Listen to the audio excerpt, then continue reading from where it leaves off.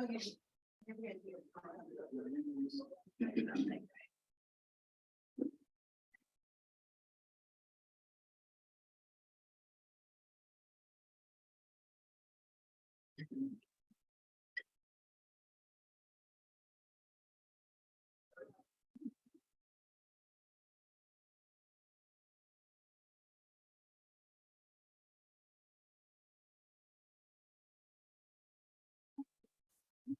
But not.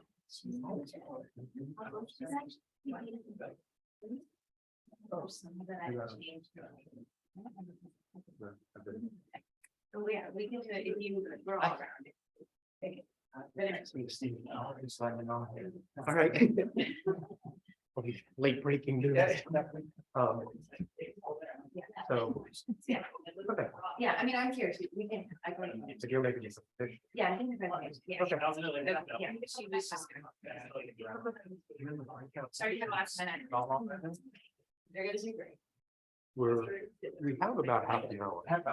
Yeah, and I, in 25 minutes to half an hour, and depending on how much time we actually have when we get to the breakout session. Somebody floated the idea of maybe giving people an opportunity to shift. So I don't know, what do you think about that? There are people who think they stay with their yeah, I know. current groups, or yeah, I just don't want, you know, if there is vibrant conversation going, to break it up. But it's always that balance. Okay. I think what we do is we do use our options and then we actually then exercise within the law. Okay. Right? Yeah, okay, so we'll do something. But whatever. similar. I don't want to see anything as anything that made it out. I was. Right, right, right. That's what we're doing, yeah. No, I can't.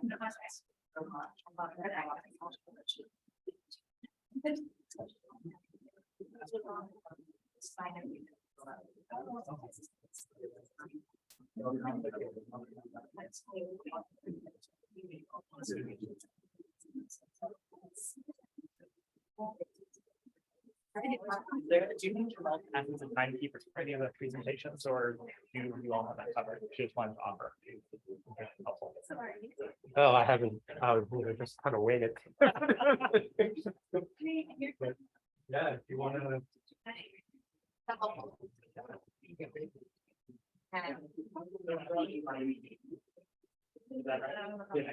Yeah. I had very little afternoon, but I don't know, like. Yeah.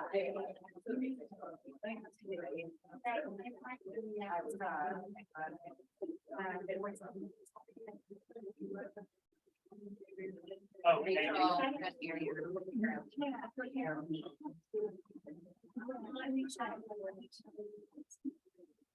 didn't find any question on whether I do look but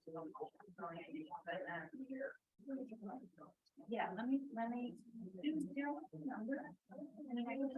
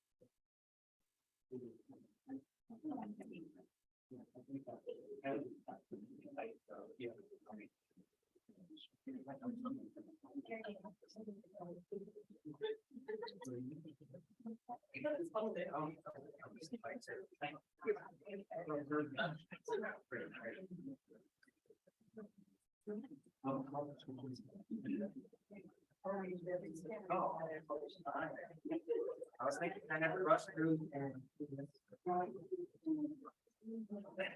Well, you can pick something.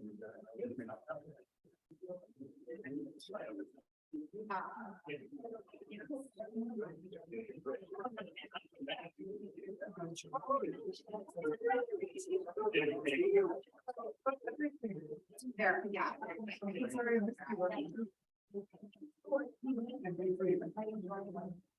Yeah,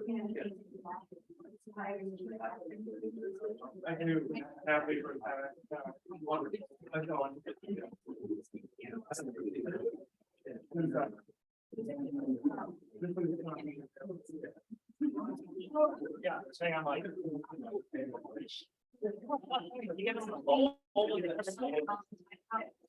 Right.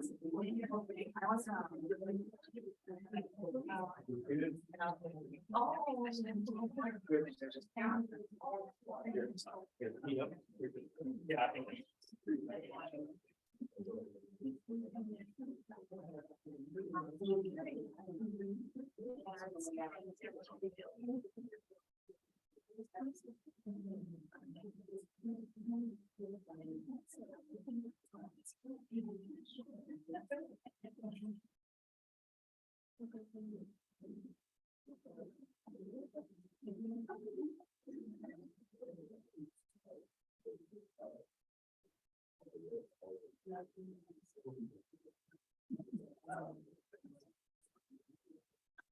Good afternoon, everyone. Welcome to our session. Why don't we go ahead and get started? I'm sure we'll have some folks straggling in. My name is Morris Israel. I'm the Chief of Party for the USAID WASH Partnerships and Learning for Sustainability, the second part of that, WASH PALS 2. I'm just very happy to welcome everyone to this session presenting USAID's suite of research activities, of which WASH PALS 2 is one. So today, what we have planned is just some introductory words from James Winters, USAID, that'll introduce the USAID research agenda, research initiative, and a few other comments. I'll give a little bit of an overview of what we learned from the first phase of WASH PALS, much of which contributed to the design of this new generation of programs. So just how the mechanism was structured, how we worked, and how that influenced the decisions for the new projects. And then you'll hear from from 4 of these new research activities, the Real Water Project, Urban WASH, WASH PALS 2, and the Momentum Country and Global Leadership activities. We'll have a quick Q&A after that, and then hopefully a good part of the session will be on breakout groups. Each one of these programs has identified some questions, some topics that they would like to discuss with folks as we're still developing some of the research ideas. So we're very interested in having that opportunity for feedback. And then a few closing remarks at the very end. So it'll move, and then we'll see how we do the breakout groups here. So let me turn it over to James. Looking for some opening words, and then we'll go. Great. Thanks, Morris. Thanks, everyone, for coming to the session discussing USAID's implementation, research, and learning partnerships. Really appreciate you joining us. I want to also give a quick pitch before we jump in about on Friday, the Friday morning session, USAID will be discussing the revised global water strategy that was developed in collaboration with the State Department. You can see at the end of each of the tables, there are 2 handouts that you can take if you'd like to peruse, but we'd really like to see you on Friday, 8:30. So the revised global water strategy was, you may remember, some of you from 2019 at UNC, there was some great participation in the research and learning agenda that was developed based on some of that input.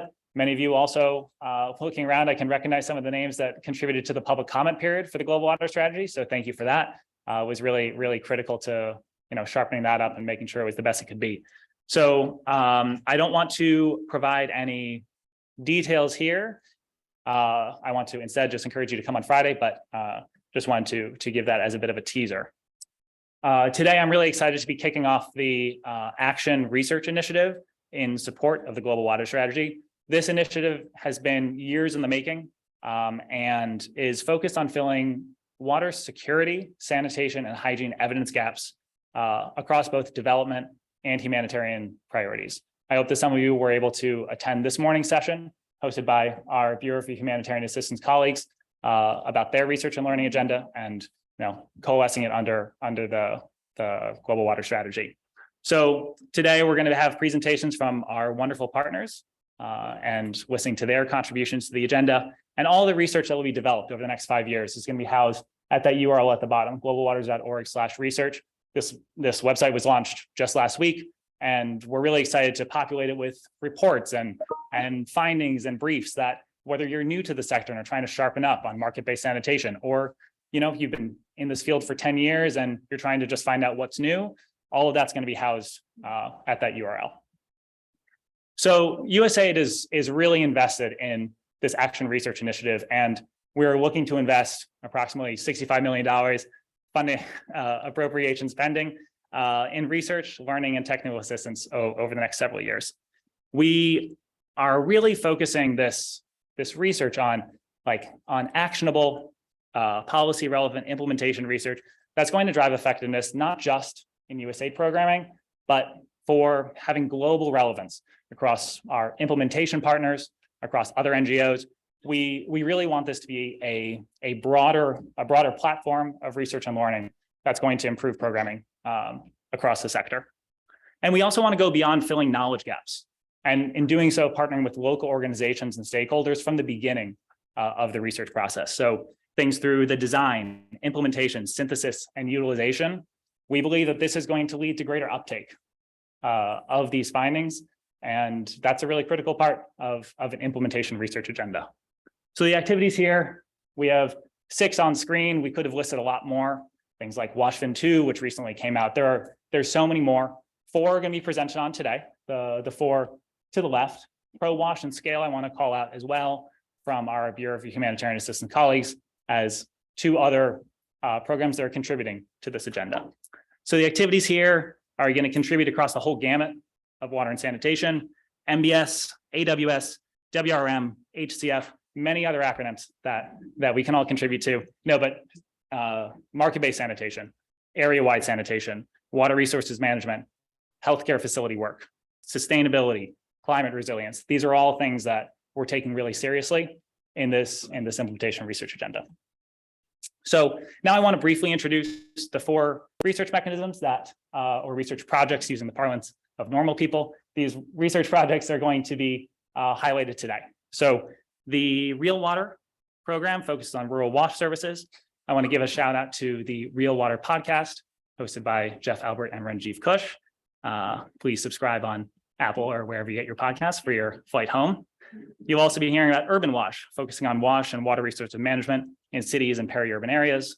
WashPals #2, unsurprisingly, laser focused on sanitation, is going to be focusing especially on rural sanitation. And Momentum, Country, and Global Leadership is going to be presenting some of their really interesting work on wash and healthcare facilities. So with that, I will pass it back over to Morris, or are we going to jump back into the first? Oh, I guess, yeah, I'll pass it back over to Morris. Thanks, everyone.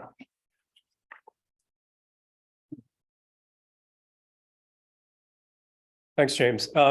Just before I jump into my comments, while it's wonderful to see everybody in person, and I think that this week has been tremendous, I'd like you for a moment just to pretend you're at home. You're sitting in front of your computer. You're watching us on Zoom. Maybe you're still in your pajamas, though it's after lunch. And all of a sudden, a poll question comes up on the Zoom window. And so I just want a show of hands. How many researchers do we have, or projects, that are generating evidence that they hope will be used in the field? Just a quick show of hands. Some are enthusiastic wavers. That's good. On the flip side, how many implementers do we have that have actually, let's say over the last 6 months, year, used evidence in how they've managed, adaptively managed, tweaked their projects? Few or a few. Going back to the first group, the evidence generators, providers, and this is going to be, it may not work for our streaming audience here, but I'd like you just to hear a few of the challenges that you've seen when you feel like you've generated evidence that someone ought to use, but you haven't seen it used? What have been some of those barriers, some of those impediments that you've seen? Just please. Yeah, please. Yeah. It takes a long time to publish a peer-reviewed publication, and then for them to actually take it seriously. Okay, we'll come back to the taking it seriously. Anything else? Please. Explaining technical findings and labor insurance. Okay. Anything else? I think there was, yeah. Getting a meeting with the right person at the right time. And other than that. That was Jennifer. Okay. Anything else? Yeah. I'm sorry? Honestly. Absolutely.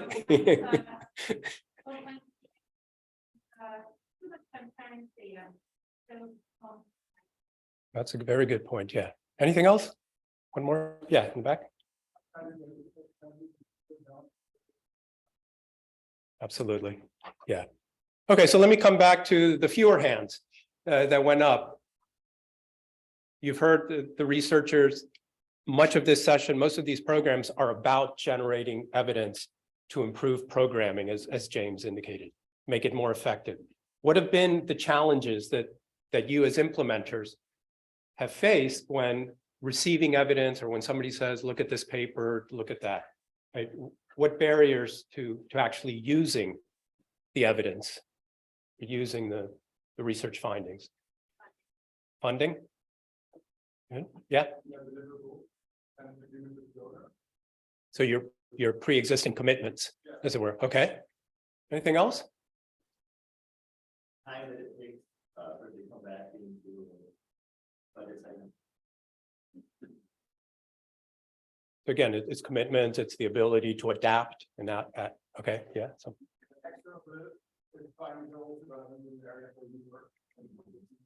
Right.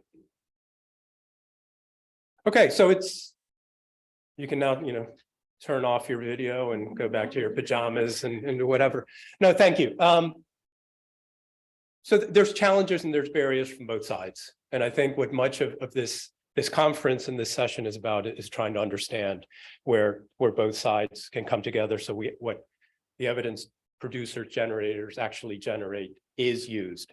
And I think, many have seen the well-worn figure on the left-hand side there, study from, I think on World Bank reports that never get downloaded. So the answer to all our questions are buried deep in the pages of these reports.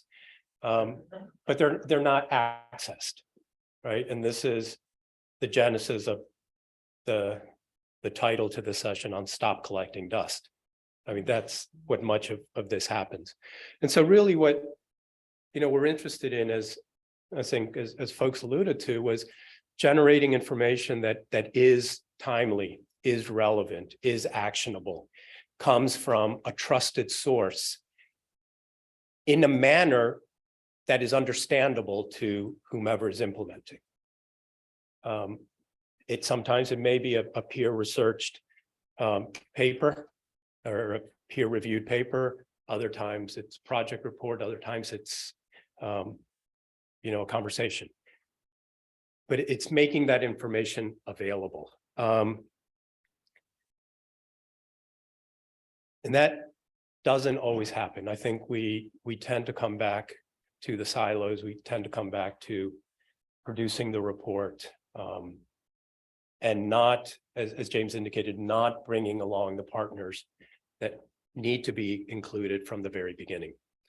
So WashPals for USAID was an experiment in some ways in terms of how it focused the process of generating evidence in a mechanism, into a project.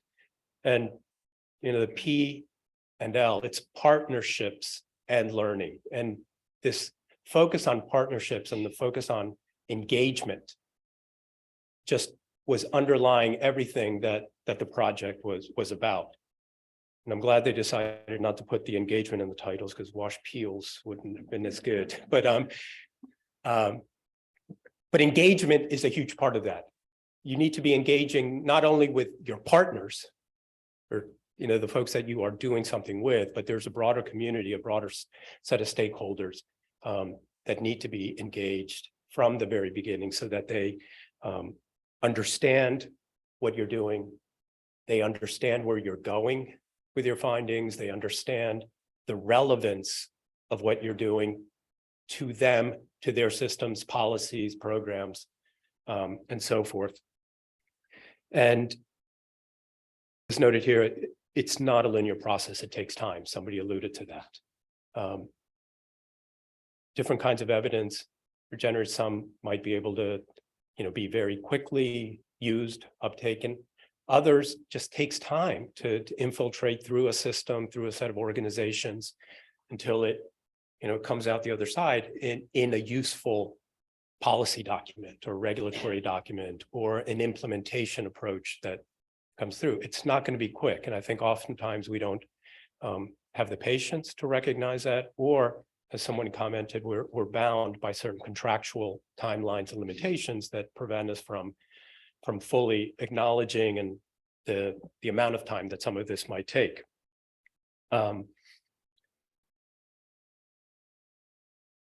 And then I just had a fleeting thought that fled. But so just the last bullet here again is reinforcing the timeliness and the actionability of some of these recommendations. And so when we begin to engage, and this is something that we struggled with during WashPals 1, I think many of the projects that you'll hear about today to some extent are struggling with WashPals in the second round is identifying those partners with whom we're going to work, bringing them along, co-developing the research, the implementation research, and then within the contexts in which we're working in the countries, identifying the stakeholders that are going to be recipients and users of that information, ensuring that they're engaged from the get-go. And then also recognize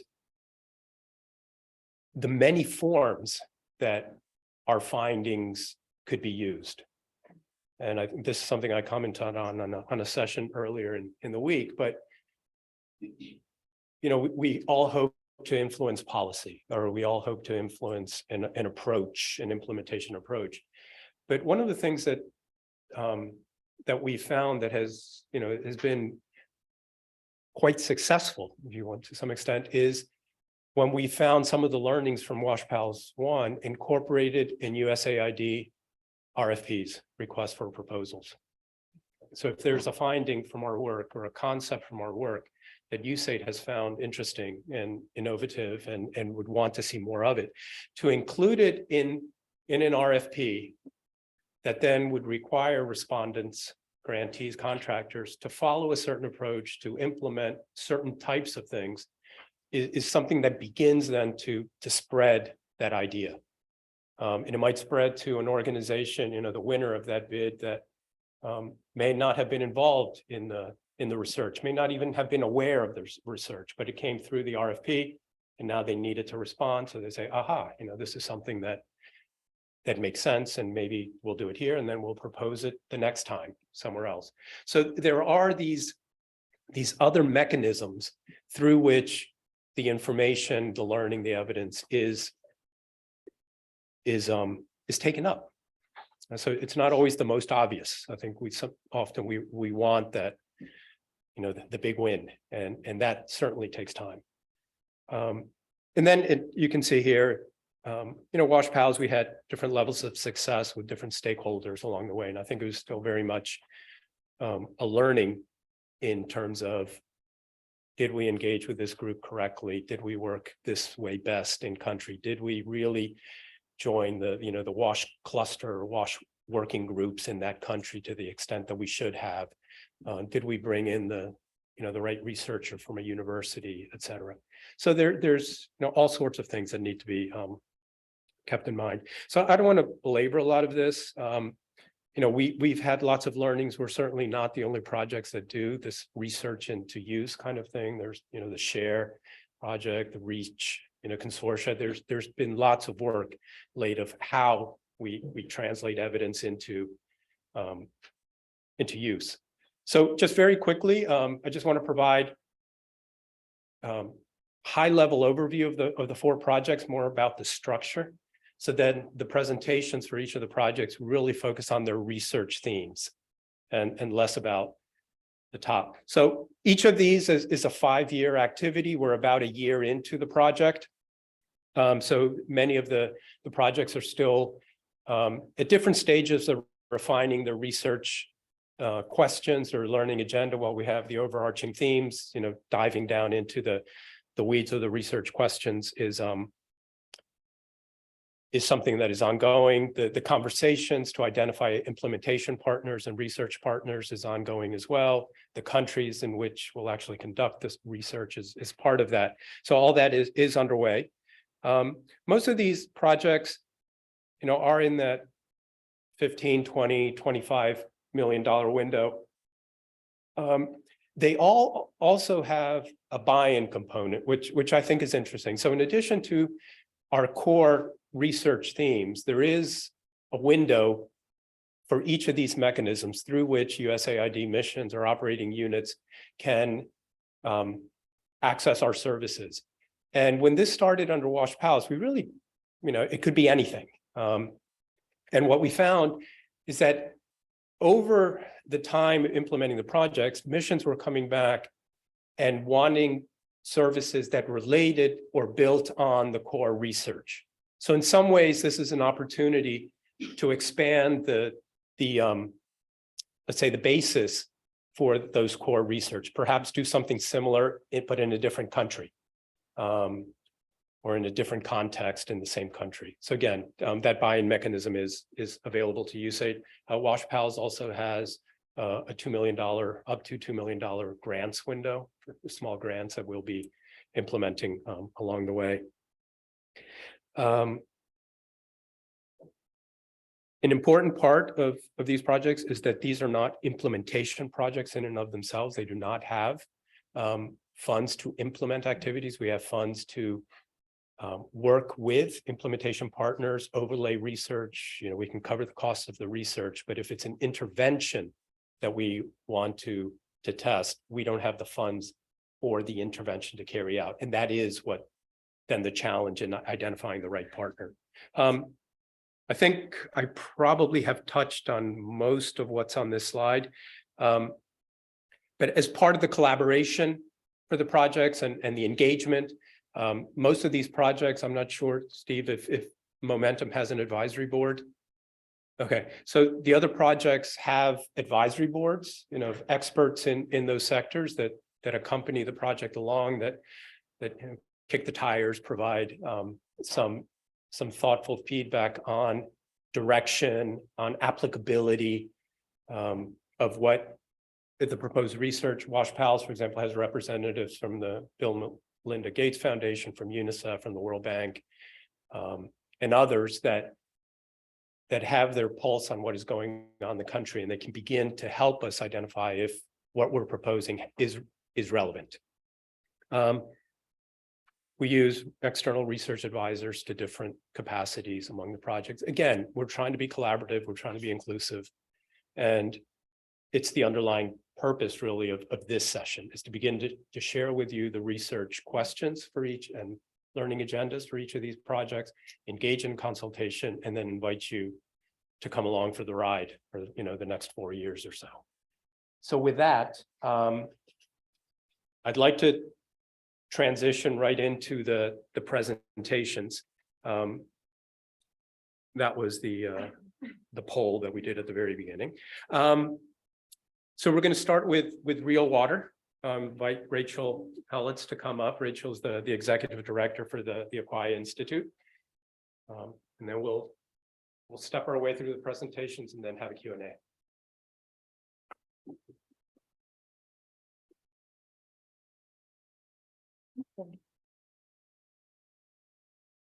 Hi, everybody. Thanks so much, Morris, and thanks to James for the intro. It's really great to be here, and also really exciting to see all of this momentum from USAID to push forward evidence and learning into broader programming. So I'm going to talk today about the Real Water program, which stands for Rural Evidence and Learning for Water. And really, the goal of this program is to develop and evaluate strategies for expanding access to rural water services, and specifically making rural water more safe, equitable, and sustainable. Specifically, we are working in 5 countries that are here highlighted on the map: Ghana in West Africa, India in Asia, and then Kenya, Tanzania, and Uganda in East Africa. And it's likely that at the end of the 5 years, we'll have some additional countries as well, but those are our initial 5. Oh, and I should have actually mentioned at the beginning that we are research partners. So sorry about that. Let me just go back to that really briefly, because I did want to highlight that we have research partners in Kenya and India specifically. So Kwaya is the prime on this program. And then we also have Agua Consult, ATRI, which is the Ashoka Trust Research for Ecology and Environment in India, KNUST in Ghana, RWSN, Rural Water Supply Network, Safe Water Network, and Water Mission. So sorry about that back and forth there.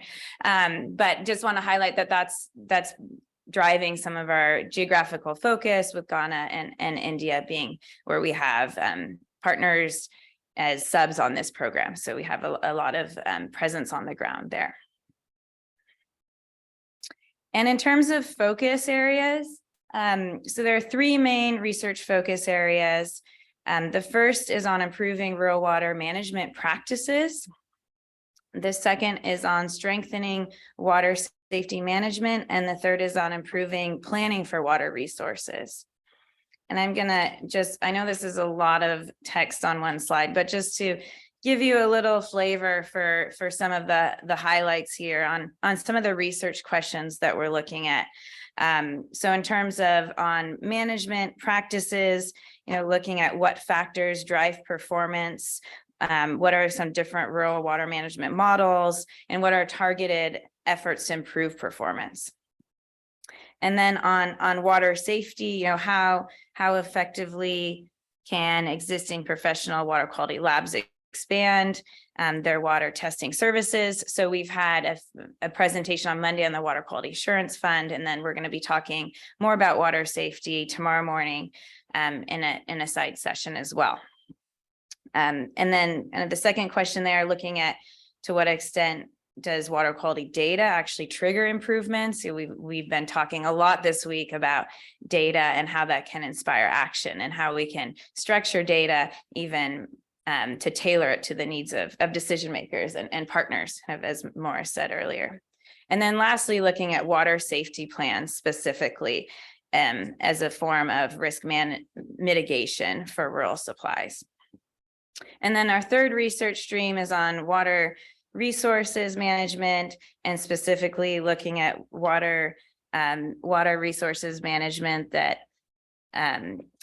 systems that are under threat due to problematic water resources management practices, and also thinking about climate change as part of that. Secondly, looking at holistic water resources planning, at scales relevant to rural water supplies authorities. And then lastly is looking at barriers, enablers, costs, and benefits for planning approaches, and what can we do to improve rural water supplies. So just a very high level overview, but just to give you a sense of some of the things we're looking at. And so with that, I just want to say, stay in touch. We're just entering the second year of a 5-year program. Thanks, James, for the plug for the Real Water podcast. You can see the link there. These are also QR codes for Real Water, and the technical innovations report that just came out recently that my colleague Karen Setti was a big part of, who's here in the audience too. So look forward to hearing from you. Thanks very much. It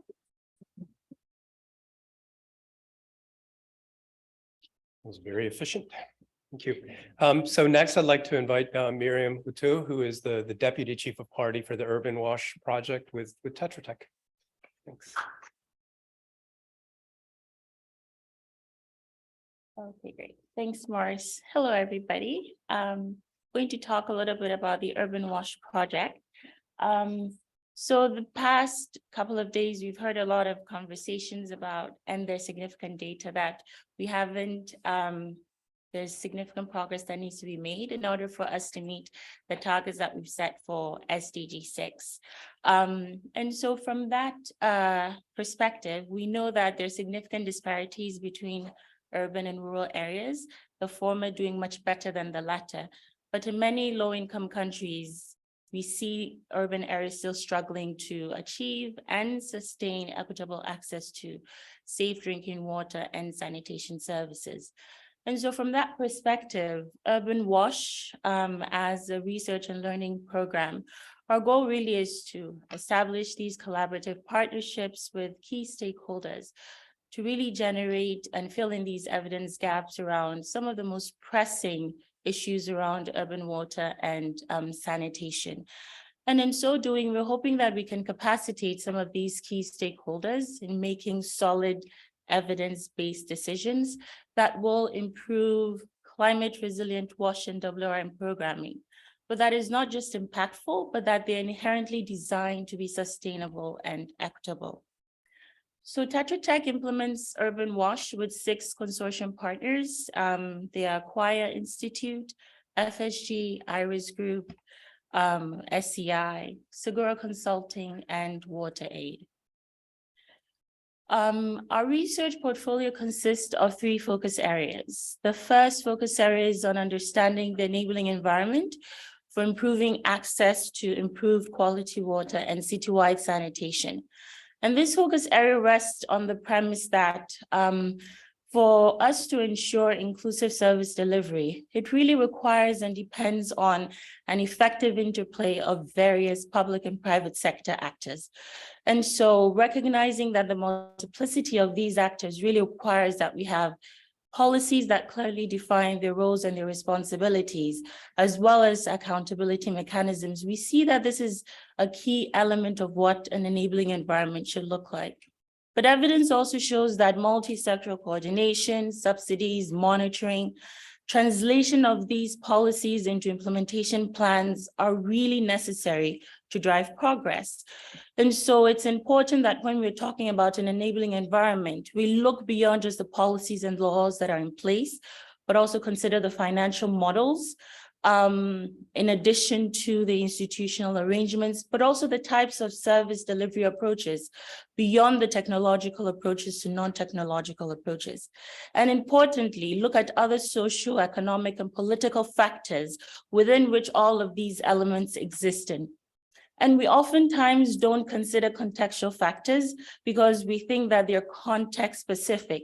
But when we think about land reforms and the potential impact that they might have on service delivery, it's important that we pay close attention to some of these contextual factors that can then be transferred to other geographies.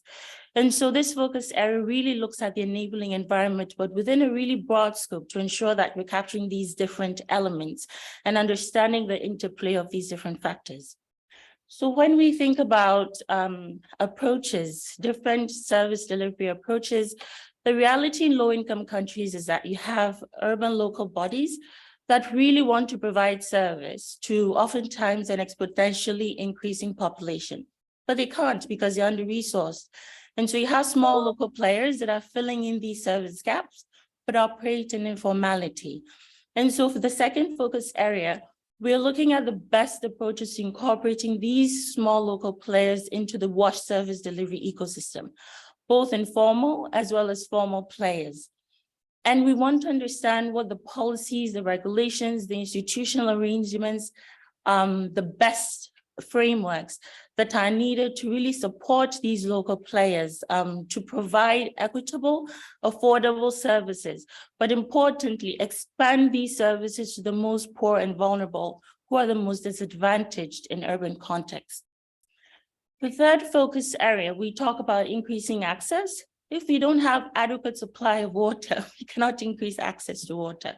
And so it's important for us to look at the sources of our water, address and look at how industrial pollution and agricultural pollution is affecting these sources of water. And so from that perspective, we want to make sure that we're improving the resilience of our urban water supply systems. And so from that, looking at some of the best approaches for source water protection, but also diversification. We needn't only depend on groundwater and surface water, but what is the potential to use wastewater reuse in agriculture and divert potable water for agriculture for domestic use? So some specific research questions that we're exploring, and as Morris noted, we're still refining these and making sure that we're identifying the most urgent areas of the most urgent evidence gaps and taking those forward for implementation research. So under focus area 1, I've talked about the need to understand policies, regulatory frameworks, and institutional arrangements. And under the financing, under the financing models, our ability to understand how to better target and implement, but also finance proper subsidies in low-income countries for particularly vulnerable populations. And we're also looking at the potential or understanding how we can better improve water safety among small-scale suppliers. Focus area 2 looks at these small-scale suppliers, specifically how do we go about formalization, but in terms of incorporating local players into the WASH ecosystem, we know that there are going to be costs to these entities. And so understanding that while we're looking for models that we can scale up, it's important that these models do not negatively affect these potential entrepreneurs, that the models that we're scaling up ensure the viability of their enterprises. Because otherwise, we will definitely see some of these local players exiting the market due to a number of reasons, but how do we ensure that we're doing that equitably? And the third area that we're also exploring is the economics of compliance, but also related to that is formalization. What is the real cost of formalization to these local players? What are the types of financial and non-financial incentives that we can put in place to support these local players? And with a third focus area on source water protection, we know that our sources of water oftentimes are outside of the city, but sometimes inside of the city. If we look outside of the city, it relates to other sectors, the agricultural sector. And so you're dealing with multi-scale, multi-stakeholder engagement. So how do we effectively support coordination and collaboration to ensure that you're planning for source water adequately and properly? And also the utility and uptake of different source water protection management approaches, but also how do we ensure that we're financing them? The city water authorities can develop excellent plans, but if they are not financed, they won't be implemented and they won't be able to effect the change that we're all looking for. So I'll wrap up by noting where, we've worked in the past year. We've conducted case studies in 16 countries so far across Latin America, Sub-Saharan Africa, South Asia, and Southeast Asia. We're exploring implementation research partnerships in 9 countries. And I'd like to extend the invitation to everybody here. We're still looking for partners, whether it's for implementation research or dissemination or uptake of our findings. And so if you see some alignment with the activities that you're currently implementing, I'd be happy to follow up with you and see what we could potentially cook up. Thank you.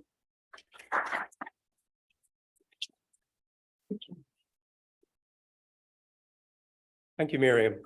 So next up, I'd like to invite Caroline van der Voeten to present on the WASH PALS 2 project. Caroline is the Deputy Chief of Party for the project. There you go. Hi, everybody. Good afternoon. I don't know. I hope you're not all feeling like me because I feel like I'm in desperate need of coffee. But anyway, I'm standing now. That'll help. So yeah, a few words on WASH PALS. WASH PALS 2. Sorry. So our goal is research and learning, already explained. Our focus is very much on rural sanitation and hygiene and understanding the challenges to ensuring use, quality, equality, sustainability, and scale in a nutshell. So Tetra Tech is the lead agency for this project. We are working with ID Insight who will take care of our focus area or our research on area-wide sanitation, FSG, who focuses mainly on market-based sanitation, FHI 360, who focus on social behavior change, and IRIS Group, who are a group focusing on gender equality and social inclusion and help us to ensure that lens throughout our research. So overall, the Wash Pals 2 project really, as an umbrella theme, focuses on area-wide sanitation. And area-wide sanitation is a bit of a new concept in how we're defining it and how we're working towards it. In essence, it's nothing new. It just means that we are trying to better work towards universal coverage of an entire administrative area, be that a district or a county or a commune. In recent years, particularly those countries focusing strongly on an ODF agenda have realized that it makes more sense to increase the focus of ODF targeting to a higher administrative level. We're very much learning from and building on the work done on ODF, but really what the point of this area-wide sanitation agenda is to reach for area-wide safely managed sanitation. And so what we have been doing this past year is spend quite a lot of time doing desk review and interviews and understanding how to define this area-wide sanitation and how to really build an operational framework for how we think you can reach safely managed universal services in an entire administrative area. So what we have so far agreed on is that there seem to be some very core principles at the base of all this, none of which are going to surprise you, but what needs to be worked out in detail, how to ensure these. So scale, universal coverage, government leadership, and sustainability. And universal coverage, that really means that there needs to be a shift in the way we do rural sanitation programming, away from just focusing on programming at scale to really programming for everybody, all the different population groups in a given district. Because so far there's still been too many programs and too much experience that focuses on a large group of people in a district, is trying to reach as many as possible, but will leave out certain marginalized or particular vulnerable groups. And so a very important departing point for area-wide sanitation is trying to plan for services for those marginalized and excluded people from the very beginning. With that said, we will have three main research themes. The first one is area-wide sanitation itself. Like I said, it's still a fairly new concept. We want to make sure that we understand it well, that we understand how to implement it best. And we want to be working on that with different partners who are undertaking a shift towards area-wide programming themselves. We will probably focus, or we expect to focus part of our research here on monitoring and learning and adaptive management, because we see that as a key process for doing area-wide programming well. If you don't have the data and you don't know how to use that data responsively to inform your programming and to inform your interventions and your system strengthening, everything else will be hard to shift. But we do want to understand better from the local government point of view, if we're starting from the point of view of government leadership, what effective decision-making and effective adaptive management and monitoring practices mean if you're trying to achieve area-wide sanitation. Secondly, this theme will focus on fecal sludge management, or mainly safe containment or safe managed sustainable sanitation. And this is very much going from the premise that safely managed sanitation can mean very different things depending on what rural context and what kind of sanitation services people are using, but better understanding how to achieve that. And thirdly, work on gender equity and social inclusion, including further research on subsidies, which builds on subsidy research that was undertaken under the first Wash Pals. In the second group of research, that focus on market-based sanitation, there we really are looking at, in that or under that overarching premise of trying to reach area-wide sanitation, how can we expand markets to reach a larger segment of the population in a district? Even in situations where MBS programs have had success, they have still often focused on a particular segment of the market. And so this research is really about different ways in which we can learn about how to expand markets reach, either by working on the product systems or looking into things like modularization or re-engineering processes so that toilet systems or toilet materials can reach further out markets with larger transport issues, etc. Or also to better understand financing mechanisms for the enterprises and for the households. So how to get more working capital into enterprises, how to get more loan finance or credit into hands of households that need that in order to enable them to purchase. And under this research, we will also build very strongly on WashPals One research done on strengthening the business environment and using, understanding the role that market rules play. So policies and regulations and guidelines that really inform and shape very much the business environment for the entrepreneurs and the market in the middle. And lastly, this research also will look into viable rural FSM business models. And as many of you may know, there are not very many of those yet. So we're trying to understand what those models might look like. And that's the work we're doing there is very much starting from a case study approach. So we've been really working hard this year to identify case studies from which we can learn. And I will say that most of the case studies we are looking at are probably starting more from a peri-urban starting point where we're looking at sort of expanding services out.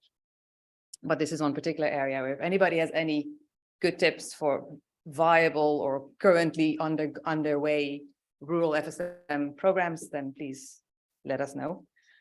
And then lastly, under social behavior change, this work will focus very much on infants and young children and making the environment cleaner and safer for them.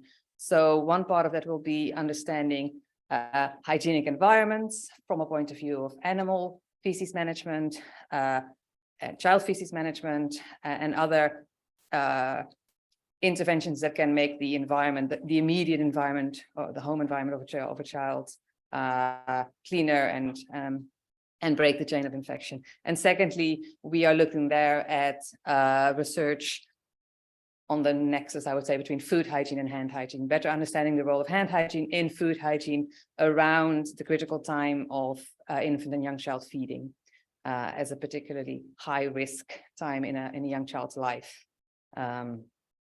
So that's a nutshell of the research we'll hope to be undertaking. One other piece of work that WashPals has been working on already this past year, and maybe some of you were in the room on Monday when we presented, we've been undertaking a sanitation and hygiene workforce capacity needs assessment. We are nearing the end of the assessment phase. We're now going into the phase of really developing that roadmap. So I won't say too much about it now because we spoke at length about it earlier in the week, but if anybody wants more information, please come find me afterwards.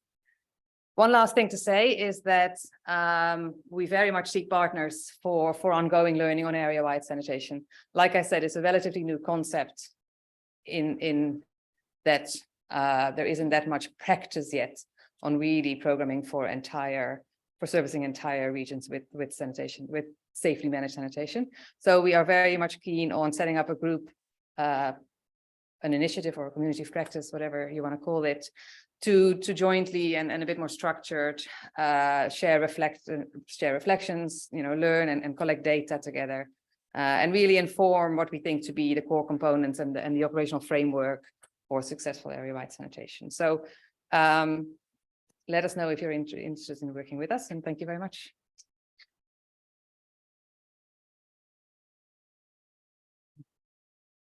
Great, thank you, Caroline. So next up to present on the Momentum Project, we have Steve Serra from Save the Children. I don't know your actual title, but I'll call you Senior Technical Advisor of Everything. Is that good? That works. Welcome to your new role. Hi, everyone. Thanks. I'm Steve Serra. I'm a WASH and Infection Prevention Team Lead on the Momentum Country and Global Leadership Project. And I'm going to present today on some of the WASH learning priorities of the project. I might start off by just noting a few outlying differences between this project and the others, which is that this one is actually more of a technical assistance and capacity strengthening global award. It's funded at $200 million, and it includes a variety of technical areas, including reproductive, maternal, newborn, child health, adolescent health, nutrition, and WASH. And it's also multi-country. There's field programs going on across 25 or more countries. So not all of those include WASH. I think our WASH presence is more in around 8 or 9 countries. And the majority of the funding for the project is for field or mission buy-ins to run multi-year implementation programs and research. And then on top of that, the remaining 10 or 20% of the funding is from USAID Washington, invested through the technical teams at the headquarters to complement the field work with strategic and catalytic capacity strengthening activities, or to answer research learning questions for those technical areas. So for WASH, what we're really trying to do through this project is to strengthen the leadership of ministries of health in partnership with WASH sectors to provide basic WASH services in healthcare facilities, and to ensure that all the stakeholders within those facilities are practicing basic WASH and infection prevention behaviors to support broader quality of care and health system strengthening priorities. So we have a long research and learning agenda. I'm going to focus on maybe the 5 biggest priorities that we have.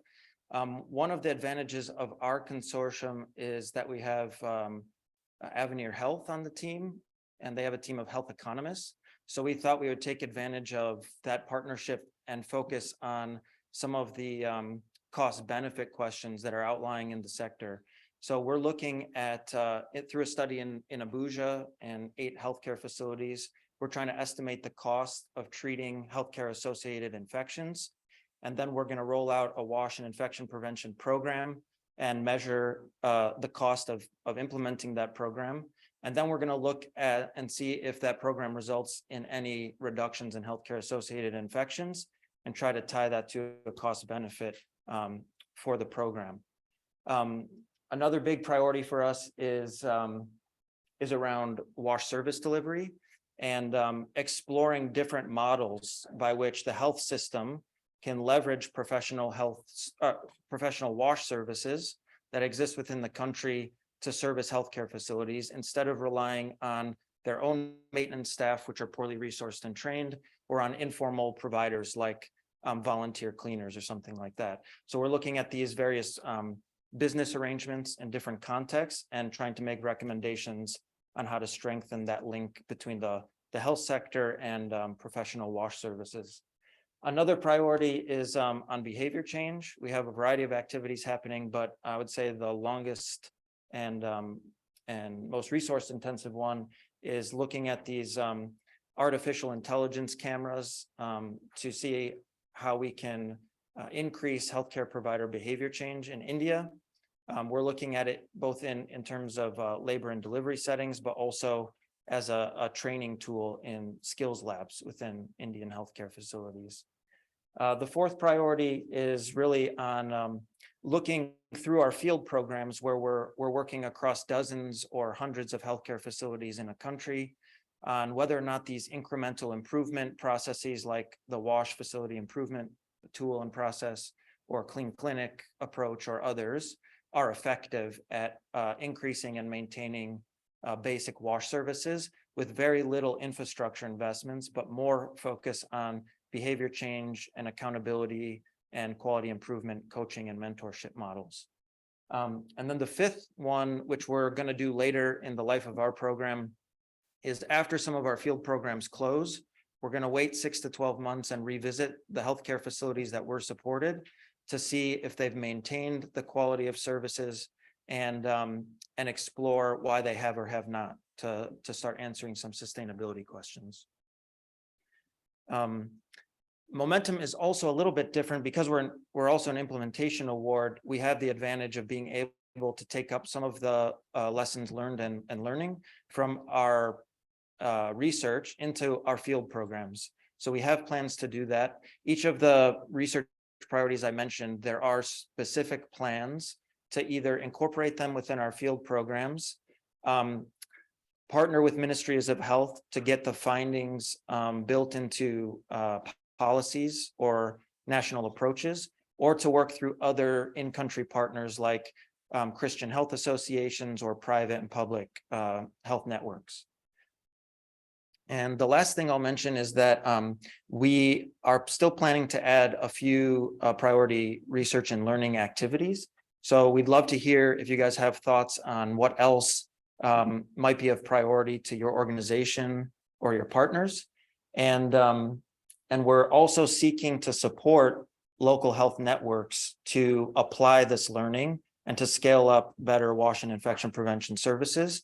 So if there are such organizations that you're connected to that you think are ready and motivated to receive some capacity strengthening support, we'd love to hear from you. You can contact me or my colleague, Doris Bota, who's actually moving into my role on the project as the wash and infection prevention team lead. Two of the activities that we're considering adding to our list are around strengthening wash and infection prevention commodity supply chains within the health system, focusing on certain products like chlorine, for example. And another one is supporting formal in-service training certificate programs for cleaning staff so that they can come on board, be formally trained in their role, and receive an accreditation for that. Thank you. That's all.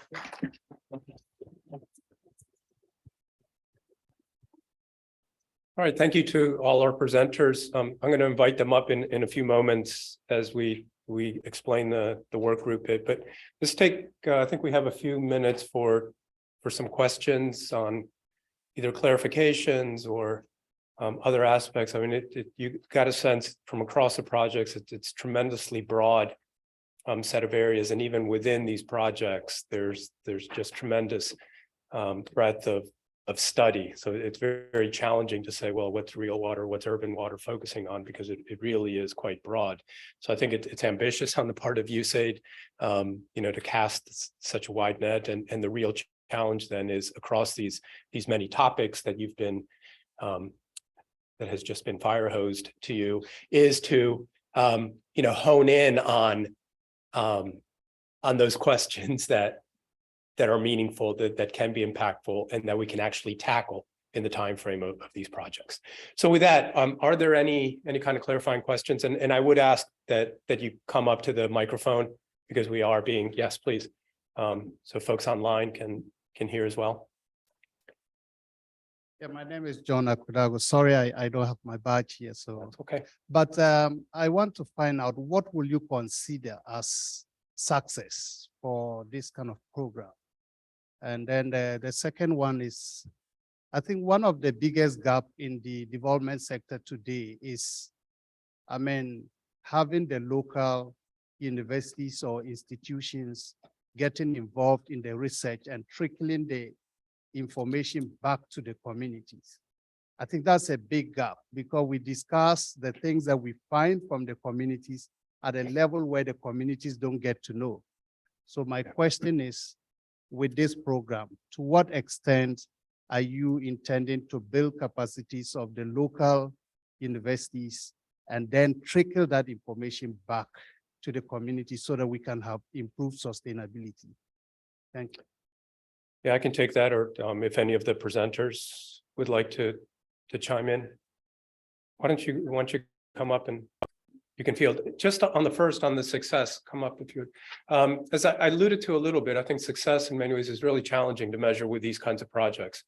And so to me, it's recognizing those small wins. If this information makes it into an RFP, as I mentioned, or if somewhere down the way it trickles into a policy dialogue or a policy document, those are successes.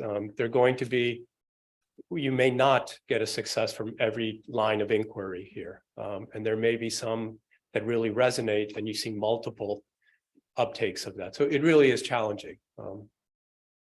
That's really what I would say here. But Miriam, please, if others. And just to respond to the question on engagement with universities, as we noted, we're looking to partnering with a wide range of stakeholders. And so, for example, if we're conducting implementation research in Ghana, we would look to partner with universities because, one, they have data sets that we would not want to, for example, replicate and spend resources on. And so being able to leverage existing data sets and information, but also depending on them for the local knowledge that they have. So a short answer to that is we really are intentional about engaging universities, building the capacities, and hopefully either if they have master's students that want to, have, or, they have an internship program. So, yeah, there are multiple avenues that we'll be exploring to engaging universities, whether it's through data collection, analysis, collaboration on publications and things like that. So, yeah. Yeah, thank you. Looks like they're lining up to respond. If I could just say one or two key points on the Momentum project is that some of our research activities are led by our local or regional partners. For instance, the activity I mentioned in India on the artificial intelligence cameras is led by Quicksand, which is an Indian human-centered design partner.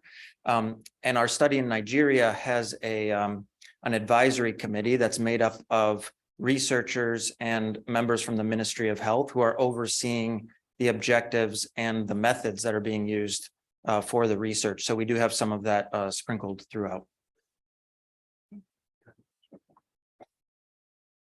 Thanks. Great question, since, all of us want to answer it. No, I just wanted to highlight, I did mention briefly, but under Real Water, one of the 6 subs is KNUST in Ghana, the university in Kumasi, and then we also have a research institute in India. So those are part of our implementing, or part of our partners, and actually they're will be integrated in some of the research streams and leading a lot of those activities directly as well. Separately, Acquia, actually, we have staff in 7 countries, and we lead a fellowship program for Kenyan graduate students. So we integrate master's and PhD students into our ongoing research as well. So through that program, there'll be opportunities as well. And then separately, we have funding through the Hilton Foundation, where we're working with universities in Ghana, Ethiopia, and Uganda, that's called the Africa Water Quality Testing Fellowship Program. So there are also opportunities there to build capacity through that. So thank you. Thanks. So while our presenters come up, or our group discussion leaders come up, we have time for one more question, if there is. Yeah, why don't you? Hi, I'm You got it. Remco. Maybe just a quick question on the integration you see between these 6 different initiatives. Caroline already mentioned a lot of the fecal sludge management in rural areas that have come from urban areas. So are you also thinking about sort of integrating these 6 different initiatives and sharing knowledge also within the initiative, or sort of leading to a bigger learning agenda for everything? Yeah, short answer is yes. There is communication amongst the groups, and you may have noticed sometimes even some of the partners on each of the projects are on other projects. So particularly on, for example, fecal sludge management, which appeared on, in a few of these projects, there is communication there, an opportunity.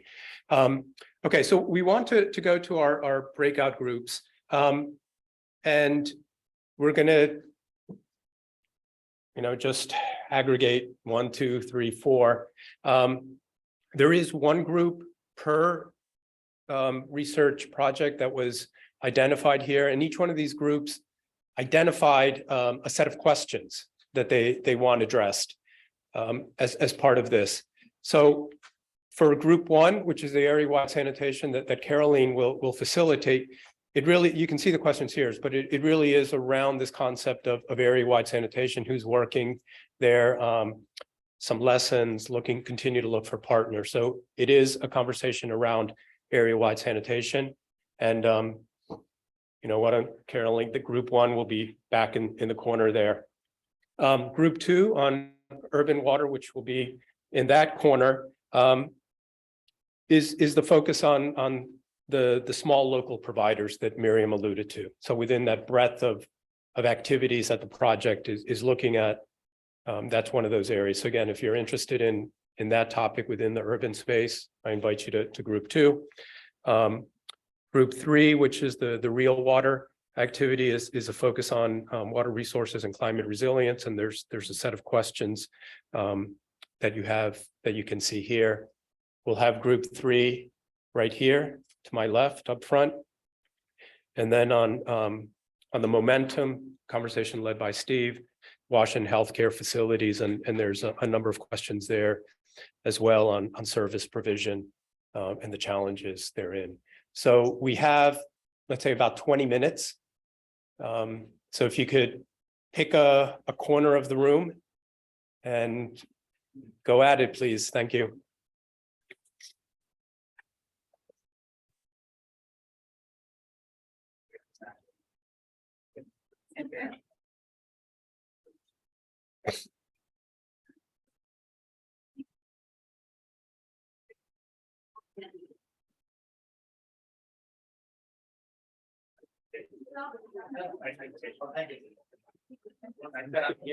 No, you're over there.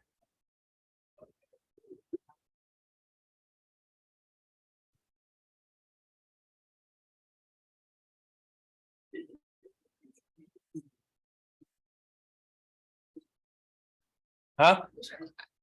Yeah, that's what I'm saying. So we do this for about 20 and I'm not gonna say we'll do 2 groups and whatever. This should be good. I think we stuck to time.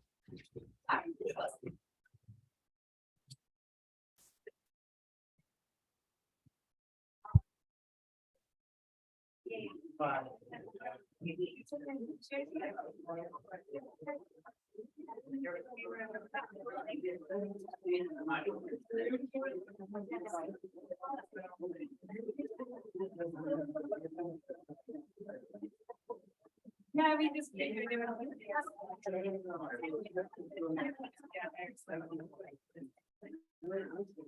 Right. We had a nice chat.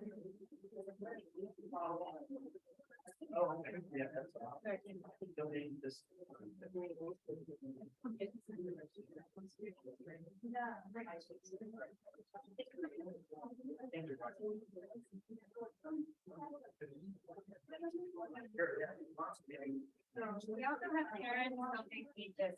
Yeah, feel free to read it.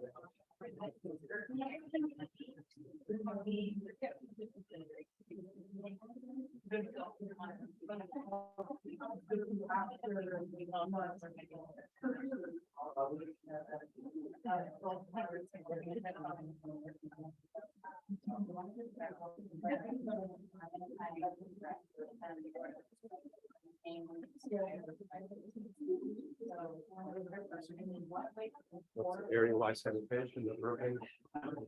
Green water. What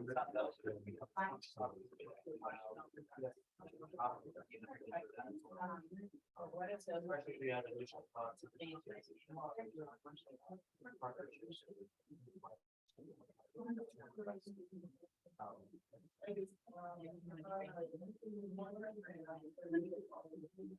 I don't know if you can hear it. We're talking about ladies that do the core water research and planning or unexpected anticipated climate change, right? And watch might derail forward. Primarily, rural water.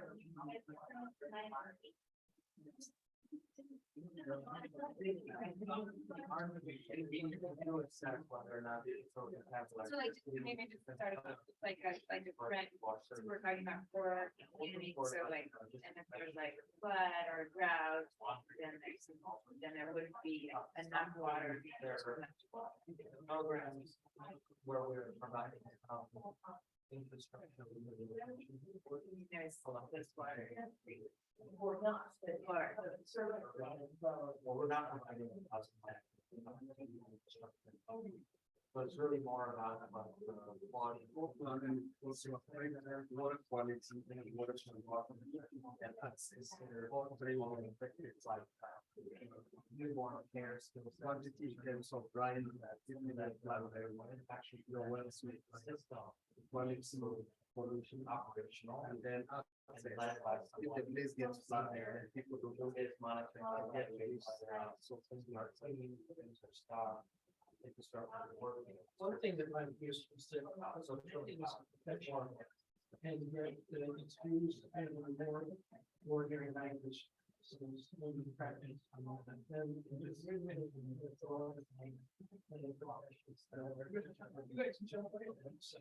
I'm just curious. It's not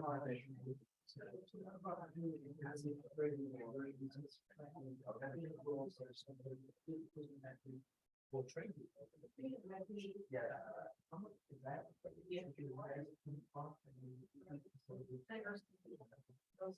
Yeah. Oh. So, and, one of the things I mentioned. Program, some programs involve, like, pros and stakeholders have across the industry,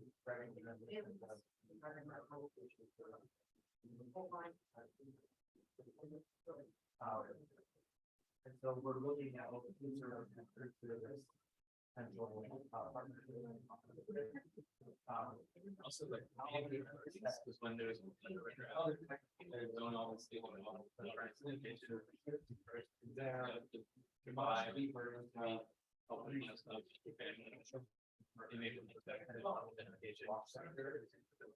Just like understanding and associating implication.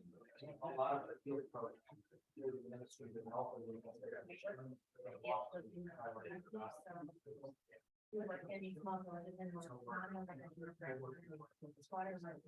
So that problem is.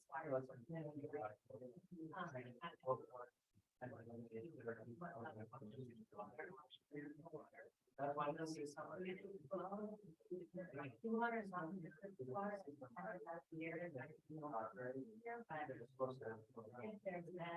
Learning about how to care for that, and the water source will have. One thing that seems to be fine. That goes back to the engagement, communication. So we have a really. So the next question is going to be very close to grants. I'm gonna define.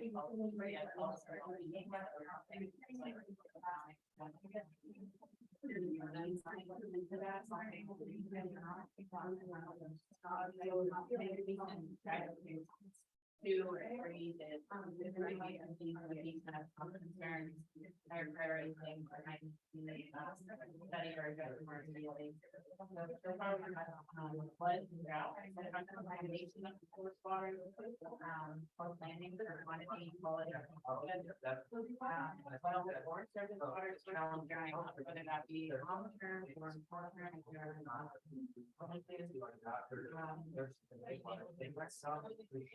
And prevent something like that.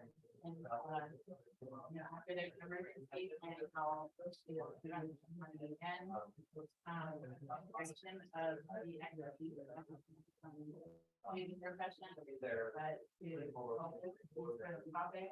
In general, I think that also like tunnel a little bit from the last generation resources still very much separate. People work and people work Then there's the issue. education, having back of water for water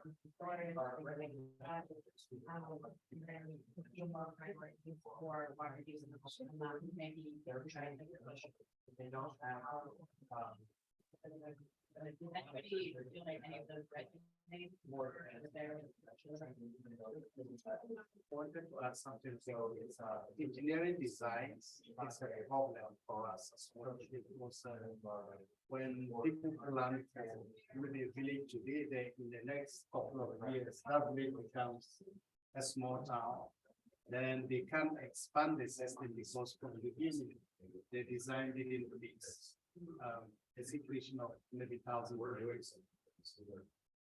Yeah, that's a great one.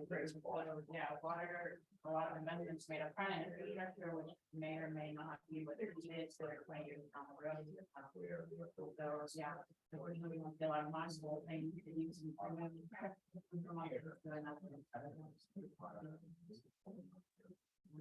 Anybody wants to, or you that want to be more pressing or.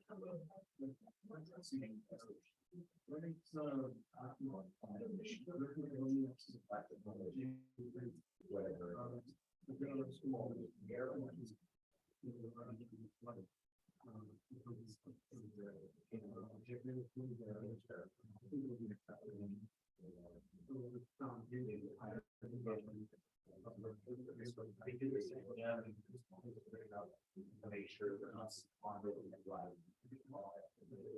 At the same time, here, we did. That's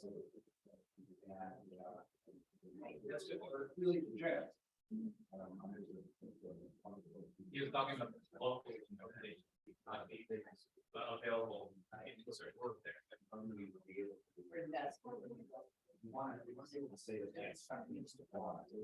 And I heard also that water.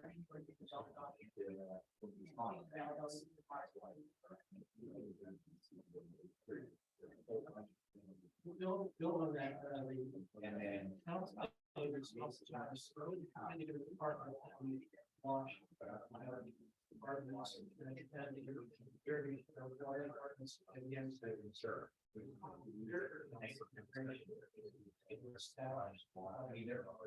They're out with foster directions, that's right, and so. We're wondering if Is there a way to correct these challenges? I feel like we've talked a lot, but is there a way to say, you know, some are more important than others? The risk that we're doing. There was no.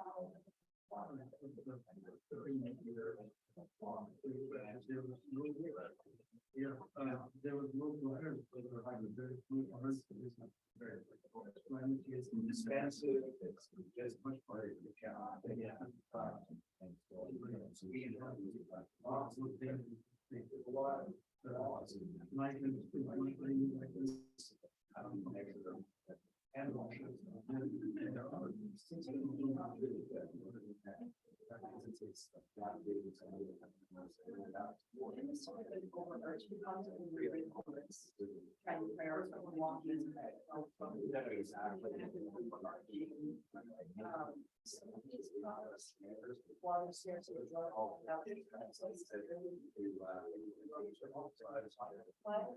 But what I see is. Yeah. Many of the distractions On the drive conversation.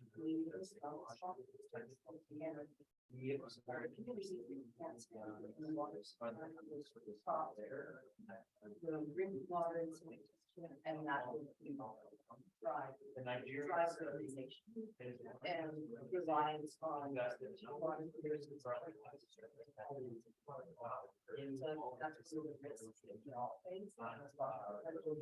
Planning. Maybe.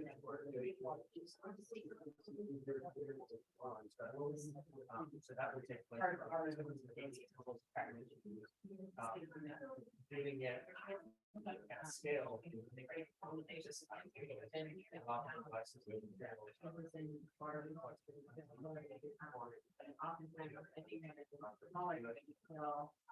There are new.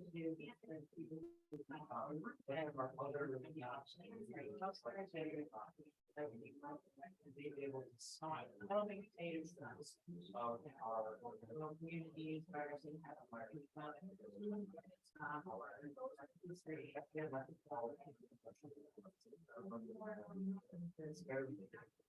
anyway, it's not a solvable problem. It's something that.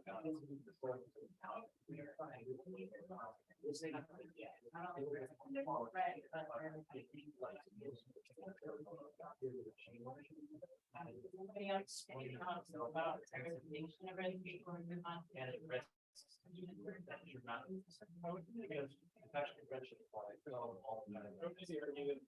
Plus one second. Probably, we're working through like that, try to, not take any reduction.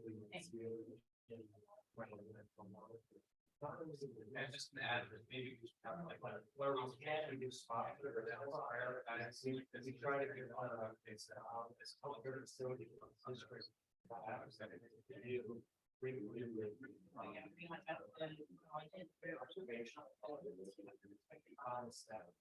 We're focusing.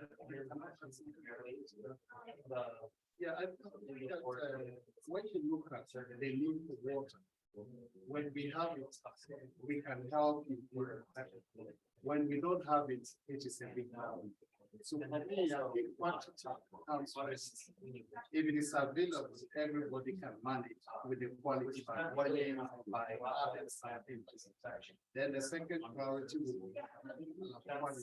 If there is something that we can improve, or technology that we can use to improve, then that will also a second thing. And then the third thing, we can now begin to look at multiple uses, whether we are planning for future people and who are planning for both innovation. So we published the first two quantity cost, quality scenario. It's a very basic set of lines. We also try to. I fully agree, and that's kind of a good thing. Well, it's all. Well, then I have for the water. Not even provide water. Stop water. Then you switch that, then you get water. And if you get more groundwater, that was okay. So it was first one. We're not. Well, this morning we should. Hopefully with the insurance. So it's, yeah, a little. That's very. All right, I guess we can move on then to kind of the adaptation. So our next question is what tangible examples of effective infrastructure your time and consumption of rural water distributed examples that here I have a few thoughts are like groundwater recharge, water comparison, or wastewater treatment comes to avoid. 30 seconds a day. What other examples of mechanisms or tools things that you're actively seeing happening now? You know, not just like, okay, let's think about what are people actually doing?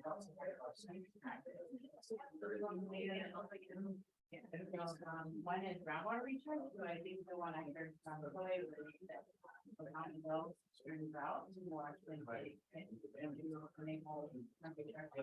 Exactly. Oh, that's so many similar. so like sanitary. In one project.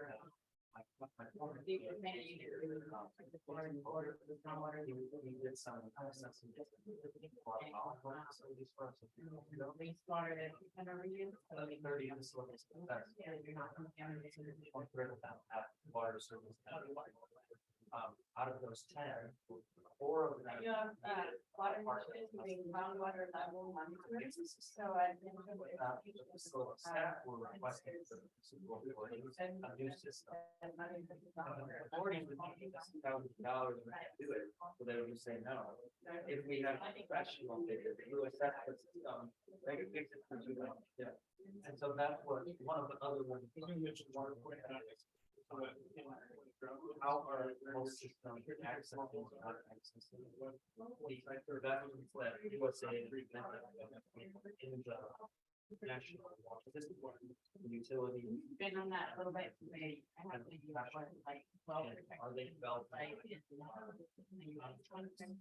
Service contracts, either at the health facility level or I feel sure. Service or health. Which we're gonna lower the cost. And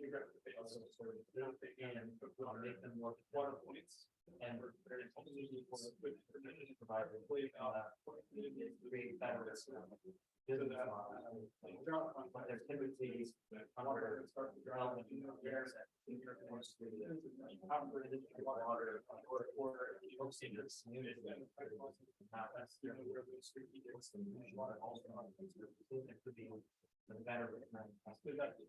So we're kind of like. I'm sorry, folks, to break up the conversations, but we're nearing the end of the session. It looks like they've been lively times, so please, finish your last thoughts. And then in about 30 seconds, we'll break.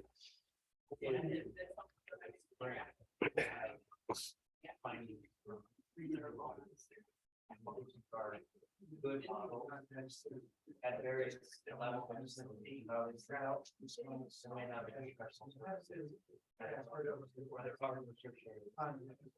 And also like some of the variation.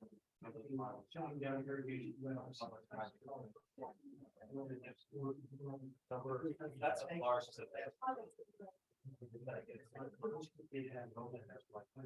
Pretty good. So I think it's what we think the best criteria are. Even for, you know, having an emergency plan in place, the protocol. Maybe an emergency source.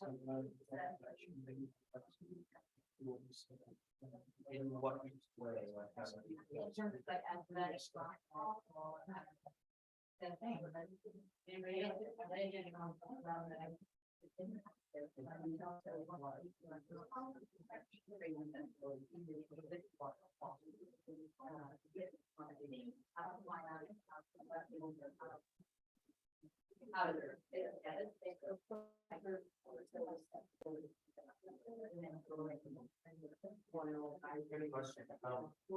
have really been working at that.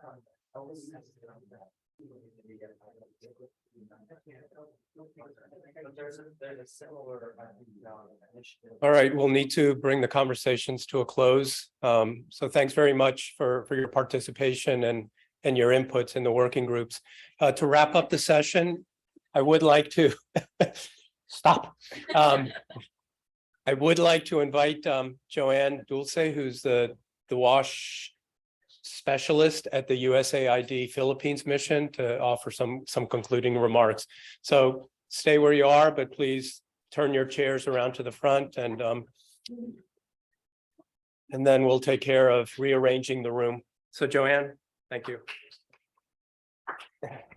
Thank you, Morris. And you know, first of all, I apologize for cutting abruptly your conversations, just as in, you know, we were getting warmed up. I was sitting at the rural sanitation group. So on behalf of the USAID team, I want to thank all of our presenters for sharing their exciting work that they have planned for the next, you know, few years. And for facilitating these very lively discussions among these breakout groups. And to all the participants who are here in this session, thank you for your active participation. Your thoughtful questions are really challenging us to leverage compelling evidence in our programming and, most importantly, our project implementation. So earlier, James mentioned about the US Global Water Strategy that was just released early this month. So the only thing that I would add there is that the Global Water Strategy identifies 4 strategic objectives and sets very ambitious targets. And therefore, addressing evidence gaps through our Action Research Initiative is critical for accomplishing these objectives and targets. And the kind of engagement and partnership, such as what we have here today in this room, is what exactly need to turn this research initiative into action. And so as I close, or as we close this session, I wanted to just highlight two key takeaways. First is that research initiative carries the potential to combine the best elements of academic research and policy, which happens to be the namesake of this conference, if you noticed.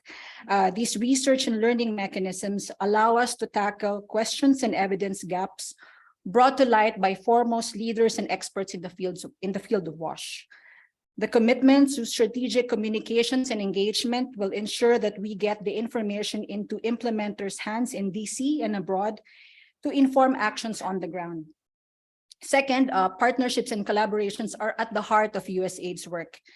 The 4 implementing partners highlighted partnerships alone, which includes about 25 organizations, which offer diverse perspectives crucial for tackling some of the biggest and even emerging challenges in the sector, from providing water supply and sanitation services to rural and urban settings, driving leadership to provide enabling environment for WASH, and addressing climate impacts on WASH and water resources. So I'm going a little off script now, and I just wanted to share a personal insight after participating in the rural sanitation group, is that so I manage a 5-year, 18 million project in the Philippines called Safe Water. And in the first years of the project, they developed hydrologic studies and baseline studies, basically to inform the work of the project and share with local government partners. And we're fortunate that the reception from our partners was positive. And so from a personal standpoint, it's very heartening. And I appreciate the value that data and research brings to inform work on the ground. And sometimes it can be very challenging and sometimes frustrating to see, science turn into policy, policy turn into action, and action actually turn into results. And so as I listen to the conversations, I realized that what probably unites all of us here is the strong belief that when it comes to water and sanitation, no one should be left behind. And so with that, I want to again convey our heartfelt thank you to all of you. And I just wanted to say that we will stick around for a few minutes. So before going to the coffee break, please free to approach any of us. We welcome participation, partnership and collaboration with all of you. Thank you.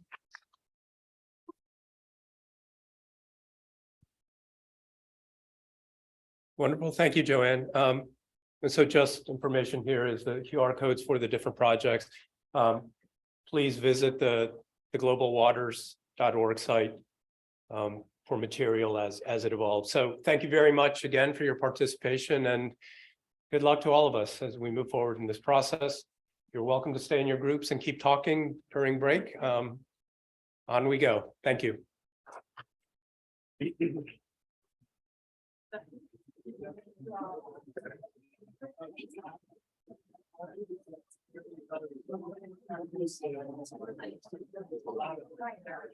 Another really nice session. Yeah, I thought it went well. It was good. Thanks for warming up in the conversations. It takes a while, but it was